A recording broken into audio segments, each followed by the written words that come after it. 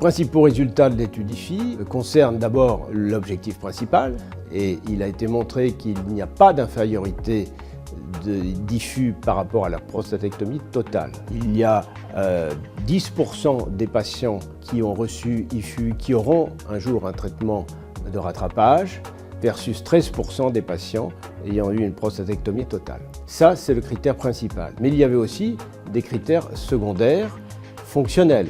L'avantage, ce serait de montrer qu'il n'y a pas d'infériorité, mais de meilleurs résultats fonctionnels. Eh bien, c'est le cas. Si l'on regarde les critères concernant la continence urinaire et ceux de la fonction érectile, il y a un avantage significatif à l'IFU par rapport à la prostatectomie totale. Cela aura un impact sur la pratique, mais surtout sur les recommandations, où maintenant l'IFU peut être considéré comme une option, en particulier pour les patients dits à risque intermédiaire.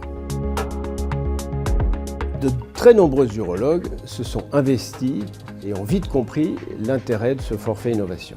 80 urologues ont travaillé sur cette étude, répartis dans 46 centres dans toute la France, et c'est là un des avantages du forfait innovation, c'est de pouvoir mettre à disposition des patients et de leurs médecins, en particulier les urologues, un progrès technologique important.